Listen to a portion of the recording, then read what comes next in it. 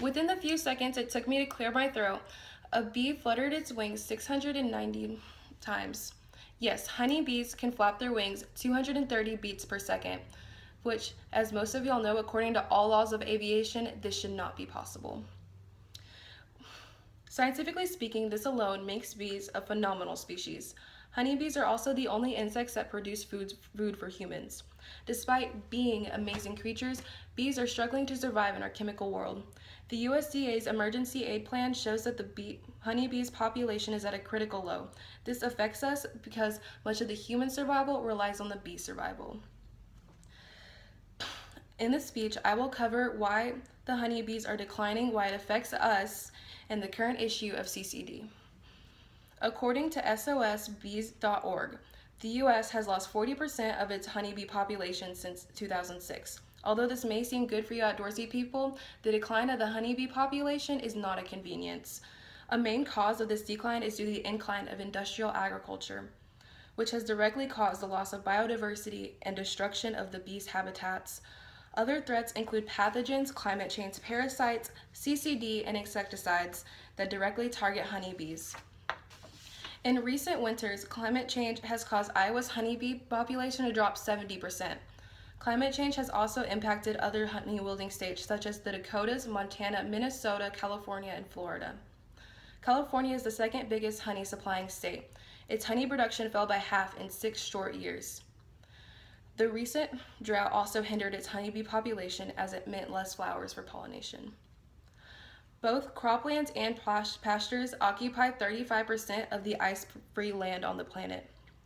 Being one of the largest ecosystems on the earth, agricultural land rivals forests.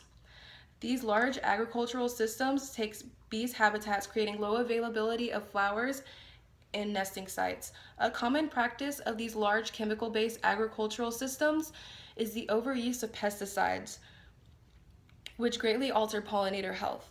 In fact, in a honeybee colony, researchers found 17 different pesticides in one single pollen sample. And killing honeybees to protect our food is simply an ignorant practice because they provide a large quantity of it. Honeybees help supply our modern world with food for our fast-growing food chains. They also save us billions every year. They give us much more than just honey and pretty flowers. In fact, 1/3 of our food depends on bees and their pollen. That's the third bite out of everything you eat, assuming you only count to 3. Honeybees pollinate a multitude of fruit and veggies, which humans and other animals eat every day. This makes bees a very valuable species. Honeybees are also economically valuable, as hand pollination is extremely expensive and labor intensive, costing around 265 billion euros worldwide. Now convert that to USD and you have almost $300 billion a year saved. Now, knowing this, you may be inclined to help the bees, but it may not be as easy as you think due to CCD. CCD is colony collapse disorder. It is wiping out a critical number of bees. CCD is the sudden disappearance or death of bees. This disorder came after the varroa mite, which attacked bees, putting them at the lowest population ever recorded in 2006. In 2007, CCD symptoms begin to form. These symptoms include rapid loss of colonies, bees vanishing or dying in hives with no sign of invader, and the queen bee being left with only a few attendees. Pollination adds $15 billion to crop value, but now even producing the crop may be difficult. California's almond pollination requires 1.3 million bee colonies, which is half of the U.S. honeybees. It is currently a stretch as the projected growth is only 1.5 million.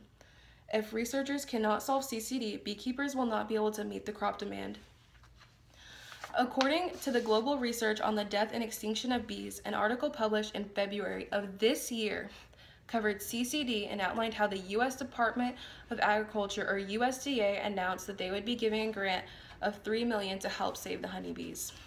So far, the research of CCD there seems to be no cause for mortality, though they have narrowed down the possible causes to infections, pathogens, the varroa mite, pesticide poisoning, or stress due to overcrowding, migration, and malnutrition. Even With these narrowed methods, it is still a broad search. It is very difficult to find the causation agents of CCD. According to the USDA, ARS, Beltsville, Bee Laboratory, Penn State, and Pennsylvania Department of Agriculture, and Columbia University are currently researching and testing CCD for the possibility of being a new pathogen.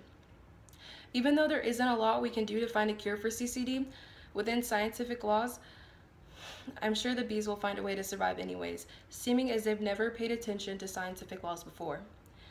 Now that we've covered what's causing the bees' decline and how it affects our food, as well as the current economy and the current state of CCD, I'm sure you'll look at honeybees differently now. Maybe next time you see a bee pollinating or just migrating, you won't immediately think about crushing it.